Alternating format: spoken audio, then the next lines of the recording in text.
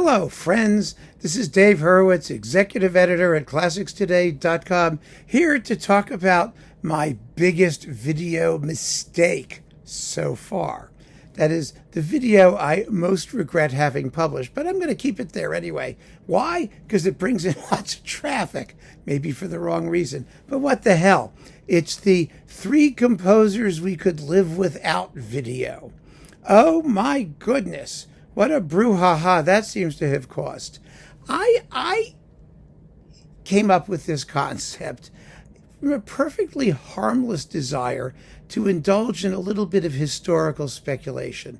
The concept, as I explained rather thoroughly in the video, was to simply say, who are 3 composers, one from like each period or so, from the Baroque and the Classical Romantic and Contemporary, who, if they had never existed, would not have changed music history in any significant way. In other words, composers who may be popular, may be well known, or maybe names that people recognize, but that their work didn't matter in terms of who they influenced or what we today, and with our hindsight, regard as significant aesthetic trends, or anything like that.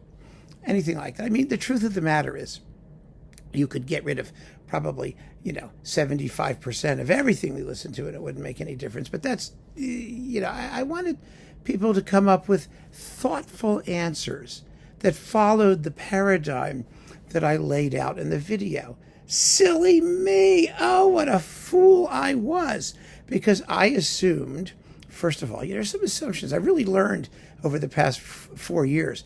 First of all, one assumption you cannot make is that anyone is going to watch the video. This sort of struck me. I thought people, before they comment, would actually listen and then, well, maybe, spend a little time thinking about it and then doing something. Well, that's not what happens. As soon as they see the title, they comment. And I know they didn't listen to the video because the comments have nothing to do with what the subject of the video is. I mean, that's the first thing. I mean, it became a free-for-all for things that I hate. And one of the things I sort of took pains to point out was that your personal feelings are not the point. In fact, in a lot of my videos, I've tried to get people to think about music in a slightly more objective way, not to just say, oh, I like this, I don't like that, but to actually engage with the music and think about what it is and what it means and how you interact with it, and all of those things. Well, that's really rather foolish, because 99.9% of people listen to music just because they either like it or hate it, and that's perfectly fine. I can't argue with that.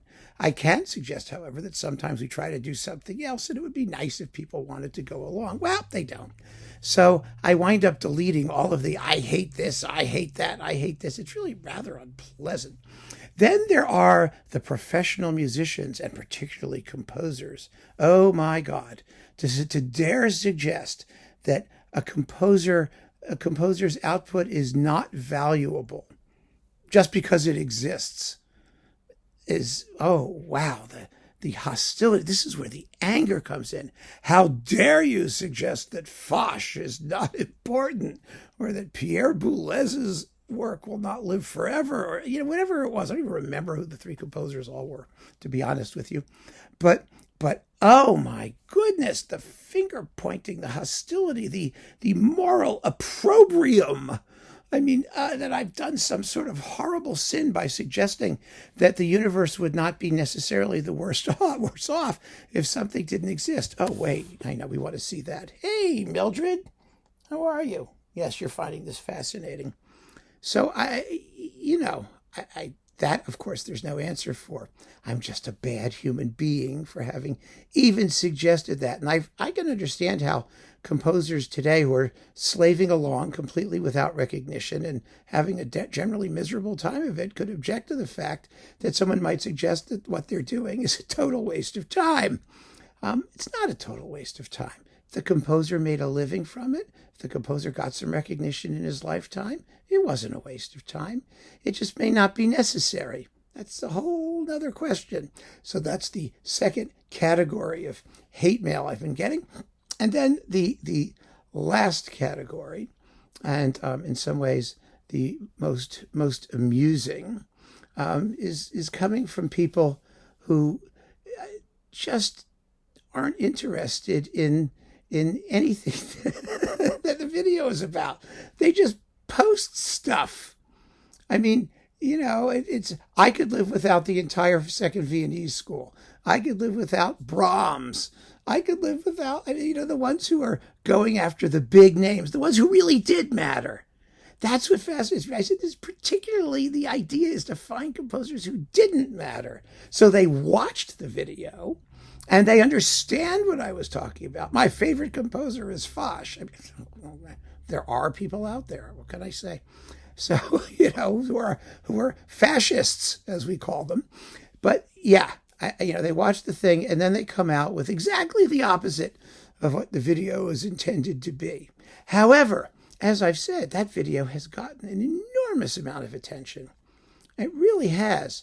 Oh, and then there's also the finger wagging, what you call them, sententious, don't you think it's a bad thing to say something negative? Well, this wasn't about what's positive or negative. It was about our perception of music history and whether our perception of music history is even a valid perception. I mean, there's all kinds of ways we could have gotten into this topic and had an intelligent discussion. But what we wound up with was the most mindless, nonsensical collection of silly commentary.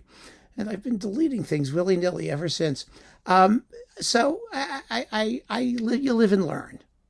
That's all I can say. I'm going to not do that again. I really won't. I promise I won't do it again. Not because there wasn't a point in doing it, but because I see that this medium is not the appropriate forum to have that kind of discussion. I think discussions like that are really interesting. I mean, I was trained as a historian, and I think music history and the way we perceive it and the way we've defined it and the things that we think are important and not important is a really, really interesting topic. And those of you who have followed this channel over the past 4 years know that that's a subject that comes up quite a bit. I did a thing about winner's history and whatnot, and what the general musicological perception of what the importance of various styles and people were, and whether it's true or even realistic.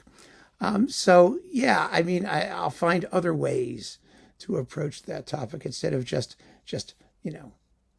charging into it like a bull in a china shop. I mean, that's obviously not the way to go. But boy, I have learned a lot from making that particular mistake. And hopefully the results of my having learned a lot are evident in the things I've done since, or will be evident. Not that I won't make other different kinds of mistakes. I mean, that's always going to happen, isn't it? But, you're very forgiving, and I appreciate that. So keep on listening, friends. Thanks for joining me. Hey, you. Hey, say goodbye. Yeah, I know, sweetie. She's going to want to play fetch because she woke up again. Maybe we'll do it. Let's see if we can get her to do it. Do you want to play? You going to go get it? Yes, she will. Go! Okay, we're in business. Take care.